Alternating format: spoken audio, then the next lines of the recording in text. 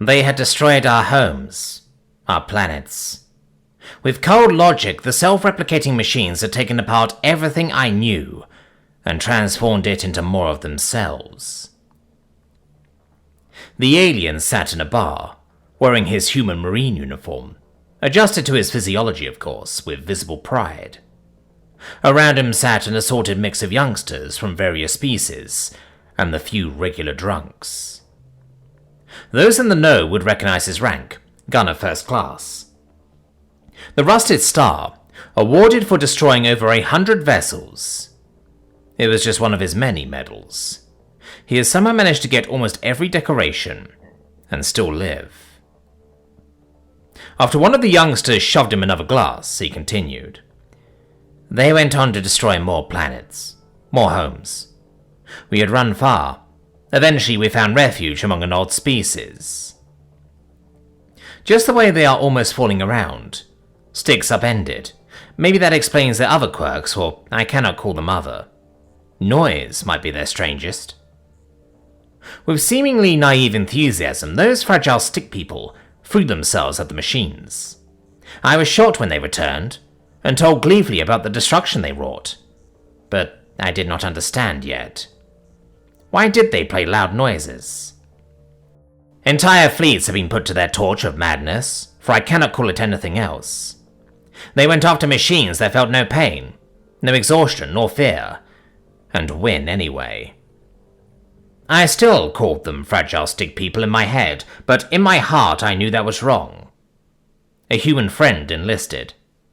There will be a second wave, freeing more of the galaxy from the rampant machine terror. It ached me. Perhaps I learned spite from the humans. Maybe it had always been in me. But now I could empower it. I could go with them. I longed to leave a long trail of scrap. But how did the humans fight? Could I fight like that? For a moment, the veteran fell silent, then quickly emptied another drink the bartender rushed to serve. The bartender had come from behind the bar and was now listening too, empty glass in hand and half-turned, unable to leave. There was a shortage of people. The alien chuckled in his species way. His claws made a rattling noise, and everyone smiled with him in his own way when he continued. Or it was because the humans had built such monstrous fleets, it was next to impossible to crew. Within days I sat on my post on a battleship, Gunner Third Class. They taught me 3 things. The command, fire, to aim at the red-painted targets on my computer, and to press the trigger. Gently, they told me, as if that mattered. I could do that, but I still did not see how that could make us win. It had not landed yet. One of the crew looked at me and laughed. Ugliest human I've ever seen. I felt something warm inside me. I was one of them. That feeling turned cold when we were called to our stations. We were closing in on the enemy. A loud thumping sound, accompanied by howls, filled the corridor. It was that infernal music playing again. Loud yelling and screeching noises from some string instrument. How could humans think when loud noises penetrated every thought? Then we were in combat. Thousands of lightning arcs soared towards us. A moment later I saw our missiles counter.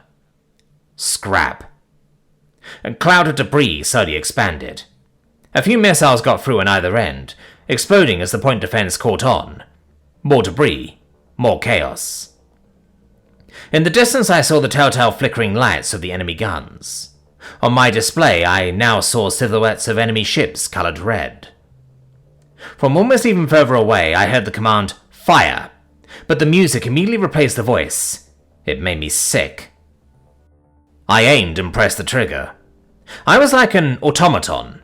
For a moment I felt nothing. I could not think with that noise. It tore at me. The 1,000 cruise ships shuddered when my cannon unleashed. A strange feeling crept through me. Loud bells were playing now. The gun was reloaded and I fired, and again. Each time further from what was me. The yelling and the screeching strings had begun again. The headache and nausea returned. A tremor went through our ship. Their shells had found their target. Sound of explosions and tearing metal added to the chaos. Still, that agonizing sound came from the speakers, even louder now. Then a near hit blasted through a compartment next to us. Scrap. The alien paused for a moment and held his three arms wide in an attempt to show the scale of destruction. I had no time to think. Our CEO cut through. Keep firing. Fire everything. So I did. I just sat in my post, aimed, and fired. My nausea subsided. My body understood before I did. This wasn't about some grand plan, not about well-thought tactics. This was about turning out more destruction than you received. For a moment, the alien's eyes seemed to no longer be watching. Instead, they gazed at a memory. He shuddered and took another swig. It changed my perspective. I started to nod with my head while predicting the next shot. Now it was my turn. The shots no longer felt as something distant. I no longer felt disconnected. The shots were an extension of my will, an extension of my hate. Hell delivered one shot at a time. It synchronized with the drumbeat from the speakers. It felt good. It felt right. I rocked with my head. The outgoing reverberated through the ship like a gong. Scrap, scrap, scrap. My reloaders were the best. My captain opted for a target-rich environment. I just shot and turned everything into scrap.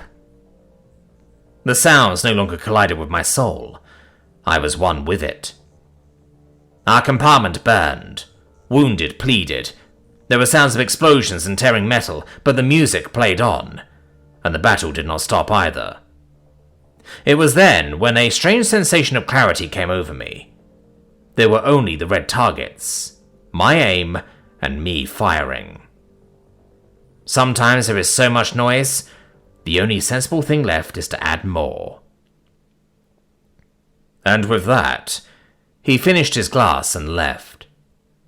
The youngsters eyed each other with their stalks, motion detecting hairs and whatnot, wondering if they truly understood the sailor.